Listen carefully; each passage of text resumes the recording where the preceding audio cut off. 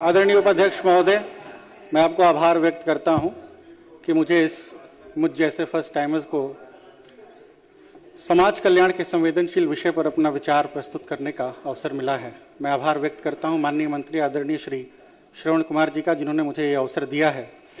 पिछले 20 वर्षों से महोदय एनडीए की सरकार ने टू फोल्ड डेवलपमेंट के मॉडल पे काम किया है, development from top and development from below.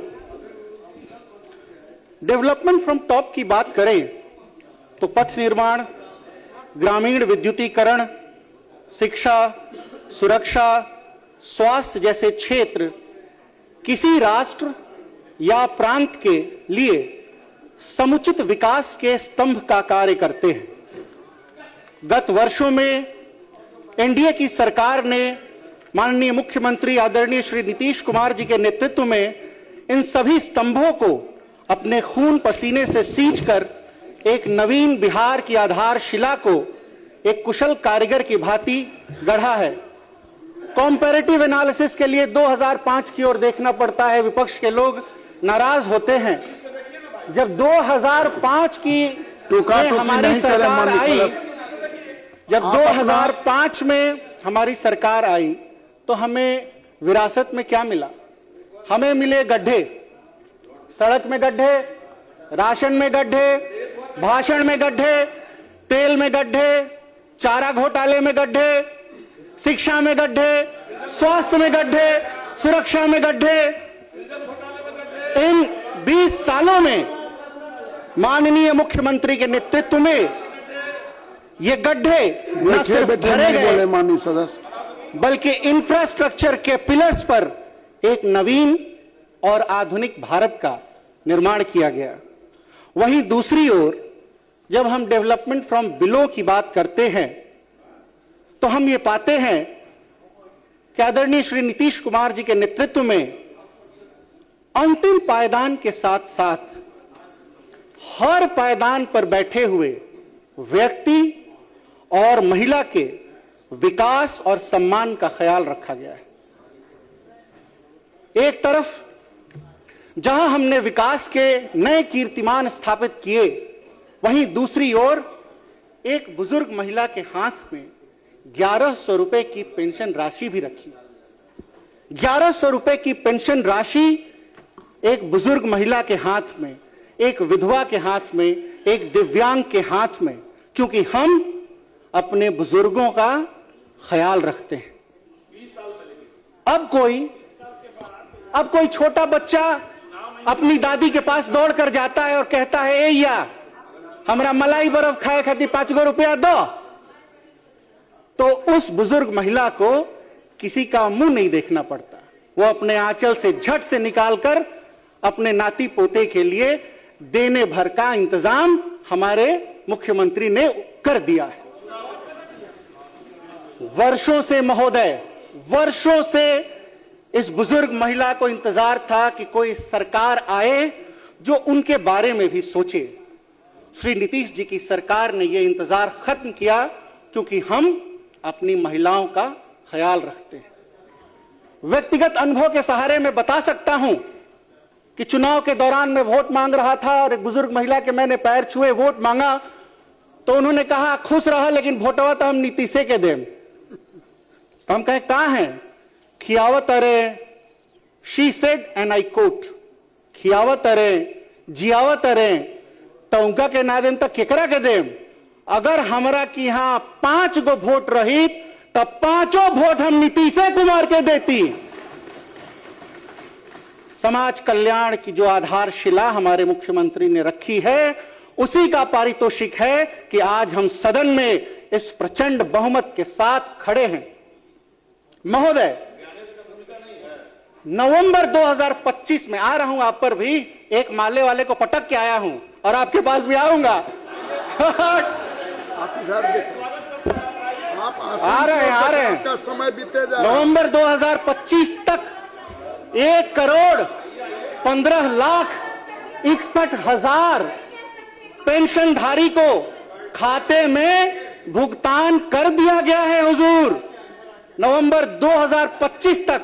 और वित्तीय वर्ष 2025-26 के लिए सामाजिक सुरक्षा योजनाओं के लिए, सौरभ जी सुनिएगा, सामाजिक सुरक्षा योजनाओं के लिए 15,853 करोड़ की स्वीकृति दे दी गई है।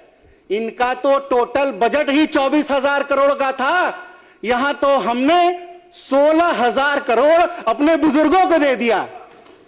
24,000 करोड़ के बजट की बात करते हैं, यहां हमने 16,000 करोड़ अपने बुजुर्गों के हाथ में उनके सम्मान के लिए दे दिया। आते हैं आप पर भी आएंगे। महोदय, हम सहारा और संकल्प जैसी योजनाओं के माध्यम से बुजुर्गों को 6 जिलों में वृद्धाश्रम बना के देते हैं और दिव्यांगों को, दिव्यांग कहा जाता है, विपक्ष के साथी ध्यान से सुने, दिव्यांगों को कृत्रिम अंग एवं सहायक उपकरण तथा ट्राईसाइकिल, व्हीलचेयर, कैलिपर्स, स्वर्ण यंत्र, ब्लाइंड स्टिक आदि निशुल्क प्रदान किए जाते हैं। लेकिन विपक्ष का इन बातों से कोई लेना देना है नहीं। विपक्ष नेता प्रतिपक्ष को खोजने में परेशान है। हम चाहते हैं कि वो आए। कहां है नेता प्रतिपक्ष? मेरे सीनियर भाई विजेंद्र जी इन्हें चिट्ठियां लिख रहे हैं, कहते हैं कि गुलों में रंग भरे, बादिनों बहार चले, गुलों में रंग भरे, बादिनों बहार चले, अरे चले भी आओ कि विपक्ष का कारोबार चले। अरे चले भी आओ कि विपक्ष का कारोबार चले, और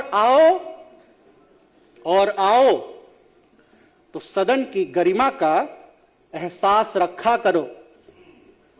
सदन में आओ तो सदन की गरिमा का एहसास रखा करो। आप अपना भाषण उचित करें। बैठिए, धैर्य रखिए। माले के बाबू साहब धैर्य रखिए। बैठिए। अरे बैठिए, हल्ला नहीं, बैठिए, शांति बनाए। आओ माननीय सदस्य बैठ जाएं। सदन की आओ तो माननीय सदन की गरिमा का एहसास रखा आसन करो। के तरफ मुखातिब हो। माननीय सदन है, यहाँ काबू में अपने होशो हवास रखा करो। ये सदन है, यहाँ काबू में अपने होशो हवास रखा करो। तो महोदय, मैं अर्ज कर रहा था कि दिव्यांग सिविल सेवा प्रोत्साहन योजना, मुख्यमंत्री दिव्यांग उद्यमी योजना, माननीय सदस्य आपका वक्त हो गया है। 1 मिनट दिव्यांगों की बात कर रहा हूं, 1 मिनट और लूंगा।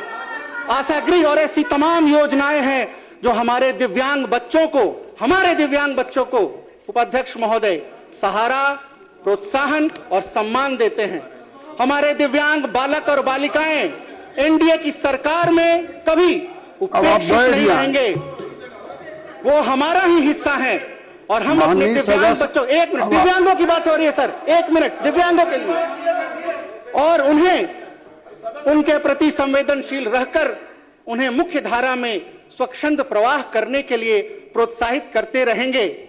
और हम सरकार में हैं क्योंकि गोस्वामी तुलसीदास ने लिखा है कि परहित बसे जिनके मन माही, तिनकहु जग दुर्लभ कुछ नाही। दूसरे का हित जिसके मन में बसा है उसको कभी कोई हरा नहीं सकता। कृपया आसन ग्रहण करें। की बात चली थी हुजूर, तो नारे में मैं याद दिला दूं, मैं 5 वर्ष का था, 5वीं कक्षा में पढ़ता था। बक्सर जिला में 1 लाख लोग इकट्ठे होकर ये नारा देते थे कि भूरा बाल साफ करो, और उसके बाद ये नारा देते थे माननीय सदस्य आसन ग्रहण करें। उसके बाद जेएनयू में ये नारा लिखा जाता है माननीय सदस्य श्री ललन जी, भारत छोड़ो, ये नारे लिखे जाते हैं। माननीय सदस्य श्री ललन जी, याद रखिएगा, 4 मिनट का वक्त आपके पास है।